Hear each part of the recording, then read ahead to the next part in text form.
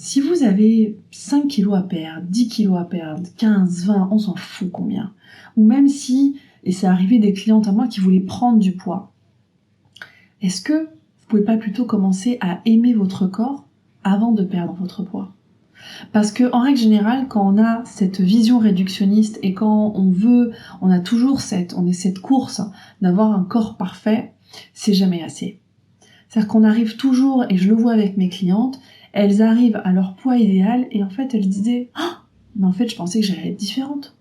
Et finalement, la relation que vous avez avec votre corps n'a rien à voir avec votre regard dans le miroir. Ça a à voir avec la façon dont vous parlez à vous-même.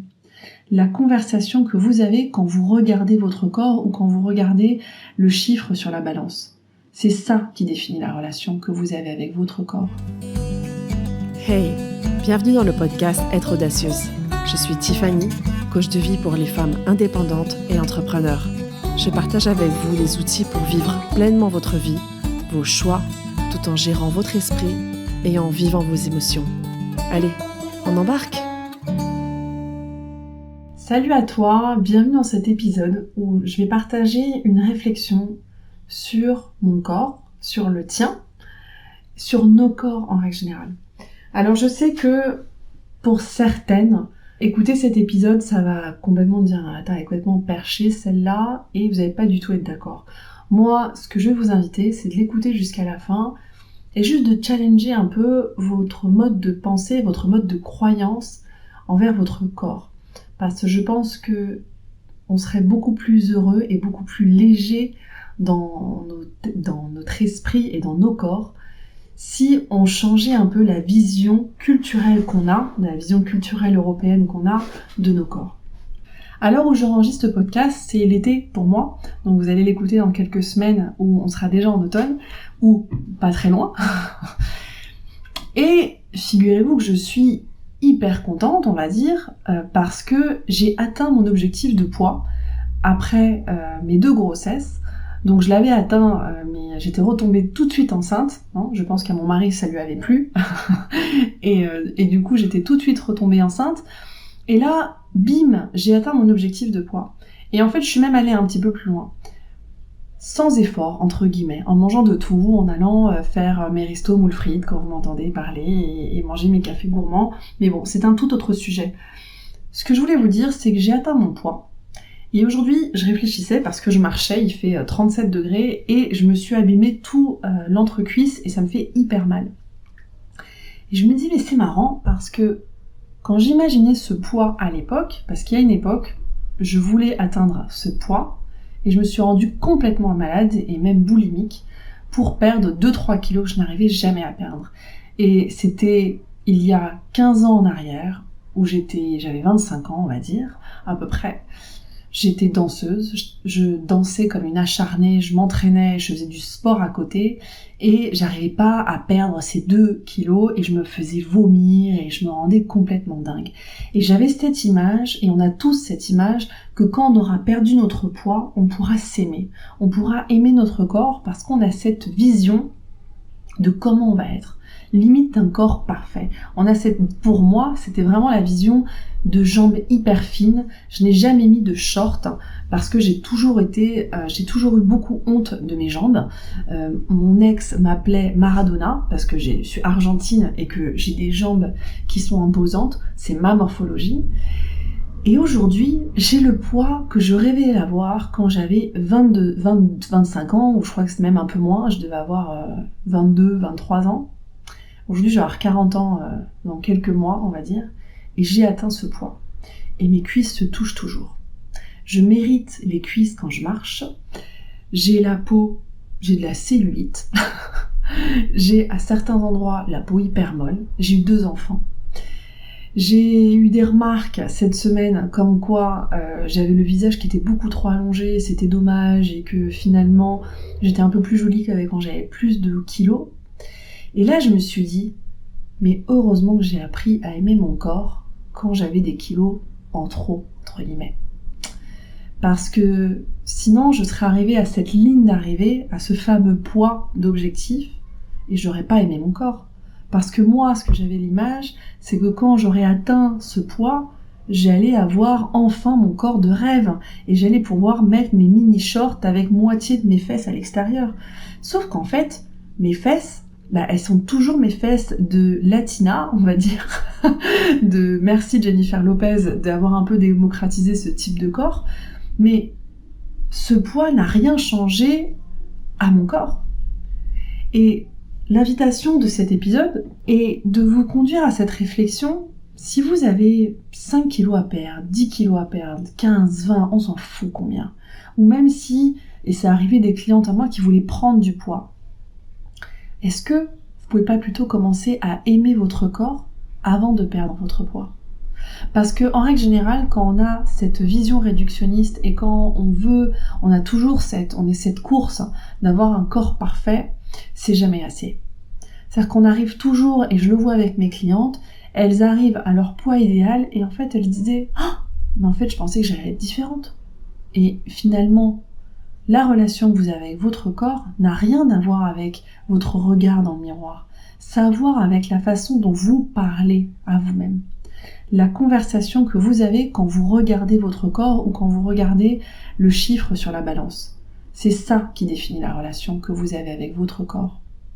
Et il y a quelques années, quand j'ai connu The Life Coach School, donc c'est l'école de coaching dans laquelle je suis issue, et au début, j'ai intégré cette école pour apprendre à m'auto-coacher et pour m'aider, la première fois qu'ils m'ont amené, on va dire, ce concept d'aimer son corps avant de perdre du poids, je dis non mais attends, ils ont rien compris les mecs quoi. Moi je vais toujours détester mon corps tant que j'ai des kilos en trop. C'est impossible. C'est-à-dire que mon corps il est dégueulasse et ça c'était vraiment la conversation que j'avais vis-à-vis de mon corps et que je vois, je suis pas la seule, je vous en parle parce que je pense que ça résonne avec beaucoup d'entre vous. Et pour une raison ou pour une autre, une c'est le ventre, l'autre c'est les cuisses, l'autre c'est les bras, l'autre c'est le double menton, mes seins, on a toujours une façon de parler et de critiquer et de juger avec agressivité son corps. Imaginez-vous, j'ai une petite fille, et pour moi, ça a été vraiment une révélation de me dire jamais je ne parlerai à ma fille de cette façon. Et c'est idem pour une personne qui vous est chère, c'est pas forcément votre enfant. Est-ce que vous parleriez à une personne qui est chère, imaginez-vous la personne vraiment qui est chère du même sexe ou pas de vous à vos côtés. Est-ce que vous lui parlerez de la même façon que vous parlez à vous-même par rapport à l'opinion que vous avez de votre corps ou par rapport des exigences qu'on veut avoir par rapport à notre corps, des croyances de beauté qu'on a de on est bien si on répond à tel ou tel critère de beauté. Quand on y réfléchit, c'est assez méchant, je trouve. Moi, si j'imagine parler à ma fille de la façon dont je me parlais il y a quelques années, je me dirais, mais t'es une mère, mais je me démontrais, quoi. Je me dis, mais comment tu veux pas avoir d'enfant si tu parles comme ça à tes propres gamins ? Mais pourtant, envers soi-même, c'est ok. On nous a jamais dit que on devait apprendre à se regarder et dire, je suis belle et je m'aime, même si j'ai 15 kilos en trop. Et d'ailleurs, qu'est-ce que c'est 15 kilos en trop ? Vous pouvez très bien avoir vos kilos en trop, que vous voulez perdre, ça c'est complètement indépendant, que ce soit une question de santé, une question de bien-être pour bouger, ou même une question physique, mais aimez votre corps. Ça veut dire que quand on me disait, quand j'ai intégré The Life Coach School, on me disait aimer ton corps, c'est ce qui va te faire perdre ton poids, et je le croyais pas du tout, jusqu'à que j'ai pratiqué cette croyance, parce qu'une croyance, ce sont seulement des pensées qu'on répète et qu'on met en pratique. Donc comme vous avez pratiqué un mode de fonctionnement vers votre corps, vous pouvez très bien pratiquer un nouveau mode de pensée. C'est complètement optionnel et c'est un choix, ça aussi on a oublié de nous le dire. On nous a dit, en règle générale, qu'on est comme ça. Non, vous êtes pas né en critiquant votre corps. C'est quelque chose que vous avez appris à vous-même et que vous avez répété et répété. Et je me dis, j'ai passé des années à être danseuse, à être face au miroir, à danser 35 heures par semaine, à me priver de tout type d'aliments. C'est-à-dire que même quand je buvais un Coca-Cola à l'époque, je me le faisais vomir. C'était extrémiste. Et malgré ça, je n'arrivais pas à atteindre mon poids idéal. J'ai appris à aimer mon corps, à l'époque, avec 10 kilos de plus. En aimant mon corps, je suis arrivée tout naturellement à ce poids que je rêve d'avoir depuis que j'ai une vingtaine d'années. C'est complètement dingue quand vous y pensez. Ça veut dire que j'ai l'impression d'avoir perdu tous mes kilos sans effort. Et d'ailleurs, j'ai toujours eu cette croyance, et je me rappelle très bien aussi un nutritionniste dire à moi et à ma mère, écoutez, si cette petite ne perd pas son surplus de poids avant ses 15 ans, elle est foutue pour toute la vie. J'ai envie de dire, mec nutritionniste, si tu m'entends, je suis en train d'avoir le corps que je rêvais d'avoir, mon poids idéal, à presque 40 ans et après 2 gamins. Non ? Et alors là, franchement, qu'est-ce que vous répondrez à ça ? Revoyez vos croyances. Si vous êtes une personne qui n'avait pas de relation d'amour avec votre corps, c'est peut-être difficile de vous regarder dans le miroir et dire « je m'aime ». Et ça, je le conçois complètement. C'est très difficile de passer de cette vision à dire « j'ai un corps dégueulasse » à se dire « j'adore mon corps, je suis hyper sexy ». Mais ce qu'il y a une réalité, c'est que vous avez un corps. Donc avant de vous parler d'une façon agressive et méchante devant le miroir ou quand vous pesez, pourquoi vous n'essayeriez pas quelque chose d'assez neutre ? J'ai un corps. J'ai un corps qui m'accompagne tous les jours. J'ai un corps en bonne santé. J'ai une jolie peau. J'ai des belles épaules. J'ai des hanches. Quelque chose complètement neutre.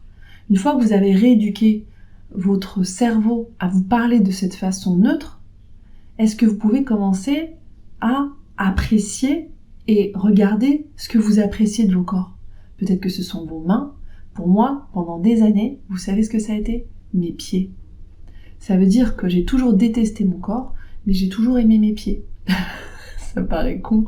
Mais du coup, j'ai appris à mon cerveau à me parler d'une façon différente en parlant de mes pieds, et ensuite ça a été mes épaules. Et ça a été ma peau. Et petit à petit, j'ai fait un petit chemin, et ça a pris, ce petit chemin, ça a été long, parce que j'ai passé, on va dire, 35 ans de ma vie à me parler d'une façon mais exécrable et violente. Donc ça m'a pris quelques années à changer ce discours. Aujourd'hui, j'aime mon corps. J'ai atteint mon poids que je rêvais d'avoir, et j'ai encore mes cuisses qui se touchent. Et avec la chaleur, j'ai encore mes cuisses qui s'irritent. Et il y a une époque, j'aurais été dingue avec ça. Et aujourd'hui, j'aime mon corps.